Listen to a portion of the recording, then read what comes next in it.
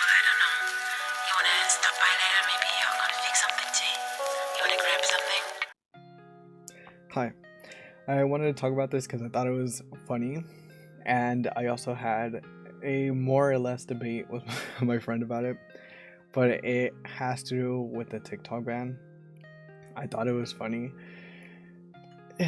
In many aspects, it was funny because that is one of the safest ways to look at it without being upset at who is in power and who has control over a lot of things that shouldn't be put on the line. And one of them is being human rights, but that's a discussion for another time. Okay, so let's get to it. I'm not going to get really into it. I just want to approach more some of the arguments that were thrown out there. Well, quote unquote arguments, because it was really one-sided. They didn't really let him speak. And by that, I'm talking about the CEO of TikTok, or at least the owner. It was very, oh, you don't have an answer, but they didn't let him speak.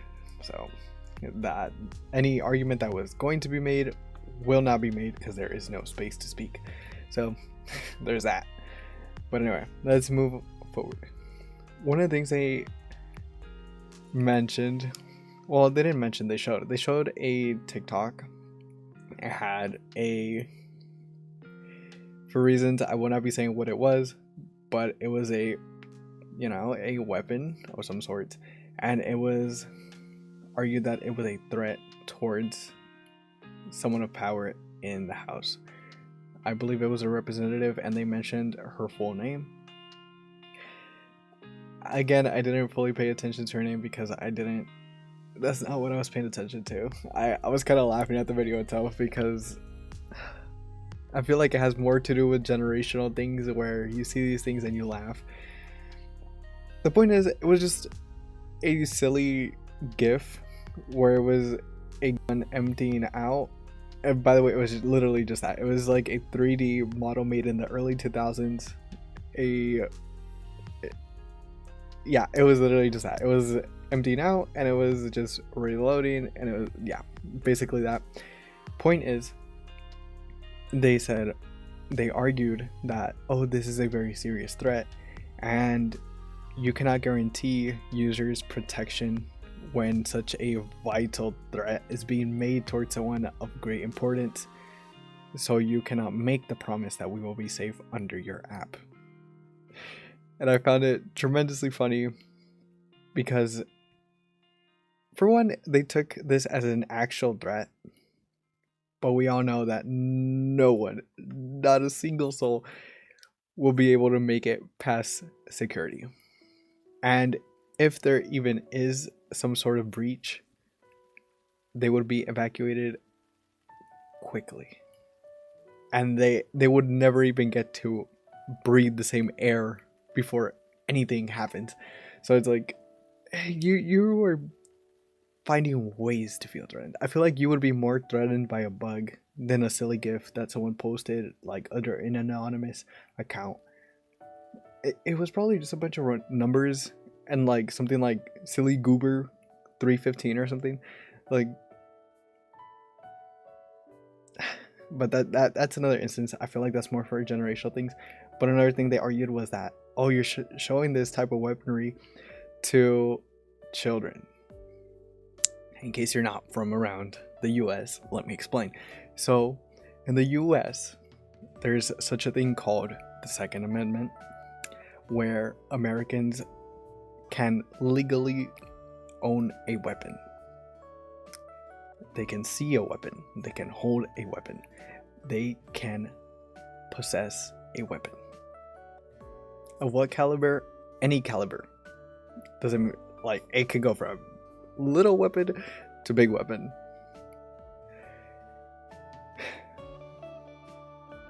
I kind of hope you're picking up what I'm putting down here, but in case you're not, I will explain. They said, oh, a child could see this weapon. Okay. But these type of weapons are allowed in the US. It is common ground to see a weapon. it's even more common ground depending on what state you're from. So let's say you're more in a red state or you're more south. Around those areas, it is more common ground to see a weapon. And even then, let's say you're not from those type of states. Let's say you're actually from a blue state or you're somewhere like in California or something. You will still see one. You can see it in games. You can see it on an officer. You can see it on someone who can legally hold and purchase a weapon. And as far as I know, the legal age for that is 18. Is that crazy or what? And I found that tremendously funny that they decided all of a sudden, a kid cannot see this type of weapon because it will somehow corrupt them. In case you're also not aware of what's going on in the US, literally after I saw the clips and all of these debates going on in terms of this conference, right after, like 2 TikToks after I saw a lockdown for a university, that there was a active, I don't want to say the word just because like it could strike the account, but there is an active person who was out to hurt people with a weapon that you can legally purchase in the US.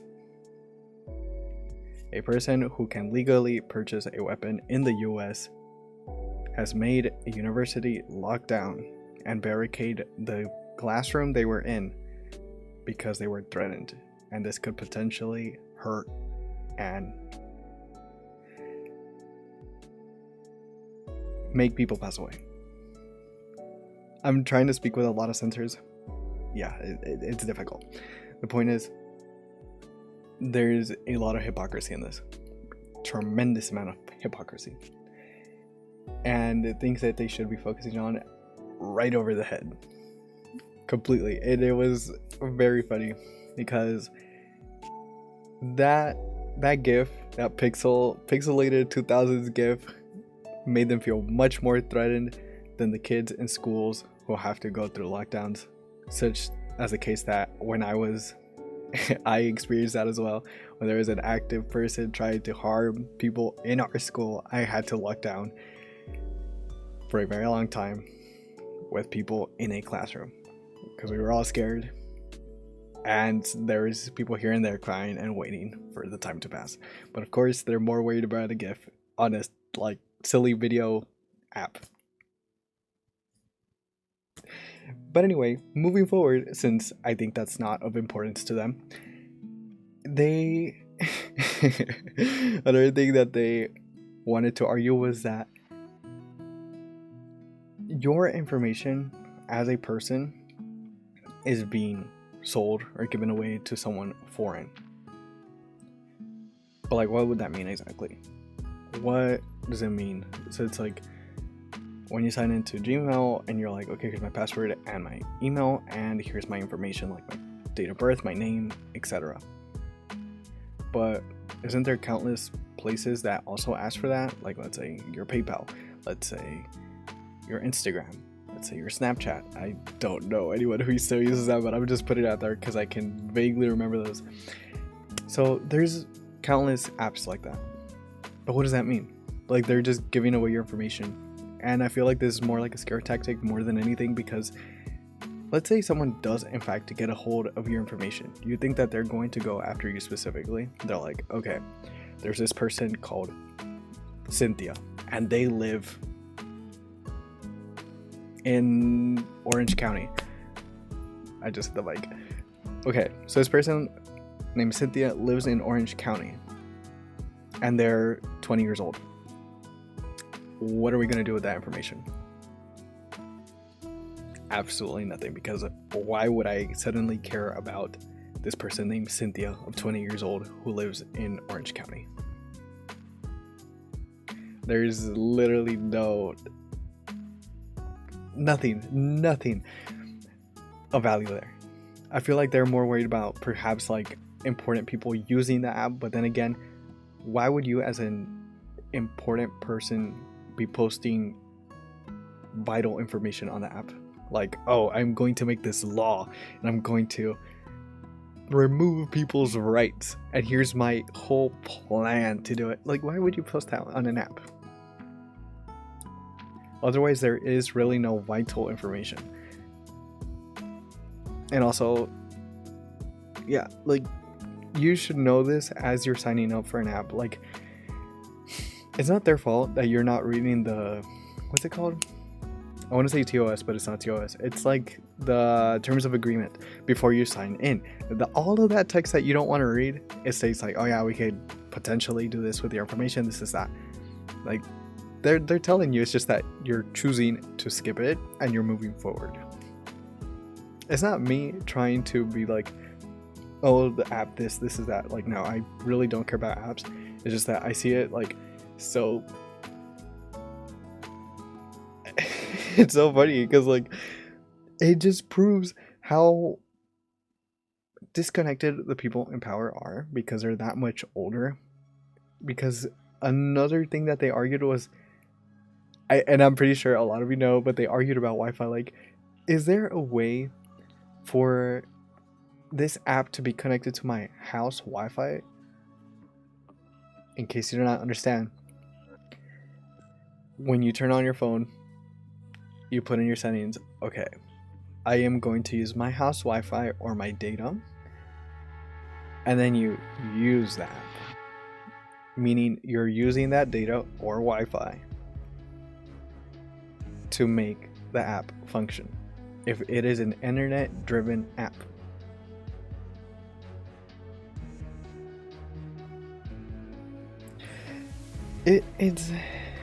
It basically just exposed that like you really don't know what you're arguing and you just want to throw things out there to make something land and create fear where there shouldn't be fear. And most of the people on the app themselves can see that like, yeah, there's no real reason, no real reason to be afraid. And if there so happens to be a chance that your information is being sold off the way they think it is, most people know this as they sign up, and they understand that like you are a drop in the ocean. Why would they look for a single droplet in the entire ocean? Okay, and let's argue that they're saying in masses, like, oh, this information in masses that they should care about. Okay, my feed is literally Minecraft, cats, construction, and bakery. What are they gonna do with that?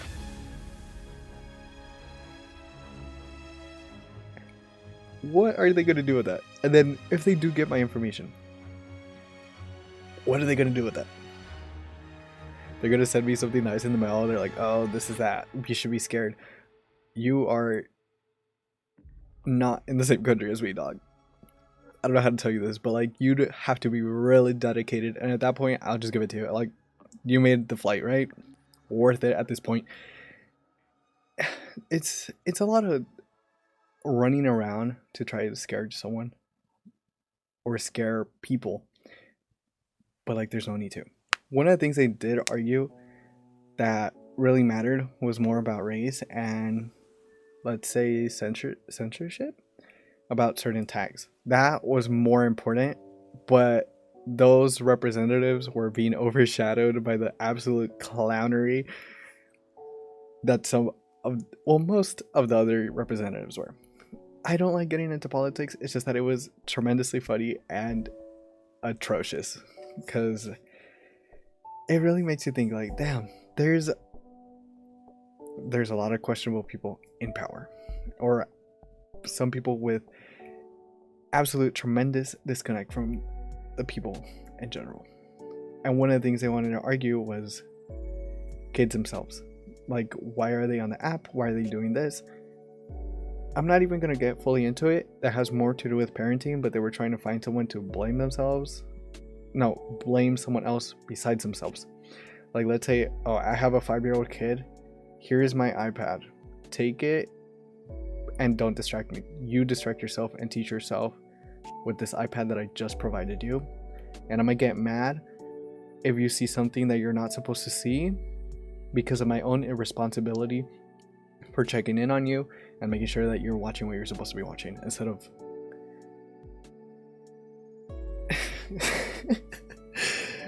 it's a lot of trying to redirect things, trying to find a culprit that isn't there, or at least not the one they think it is. If your kid is messed up because of something they witnessed online, isn't that your fault? Because as far as they explain, they're like, yes, our app has safe nets in case we find that there actually is someone below the required age, we ban them, and then we make sure that they're not on the app, etc. So if your kid watches something they're not supposed to, that's on you, and you should probably pay more attention to your kid, because then they're gonna grow up and be a little messed up in the head. It happens. But do not try to argue that as a point for your own irresponsibility. I think that those are all the points. There's probably a lot more. It's just that it's a lot of clownery and a lot of hypocrisy and things that they should be focusing on, like inflation, a lot of prejudice, a lot of human rights being removed. There's quite a lot, and they overturn some very serious laws, and I know a lot of people are upset, and those are things that they should be focusing on more instead of these silly shenanigans. I would be a lot more pressed. I am, but I want to think this will be an eye-opener, and as much as I want it to be, I know that it won't be, because they probably don't even use social media or something like that, and they're probably like in their own bubble thinking they did something, because most of them said, I yield my time, like they just popped off and did the absolute most when they have done nothing but possibly lift a little dust. Yeah, like, absolutely nothing. And it was very funny because they contradicted themselves. Another point,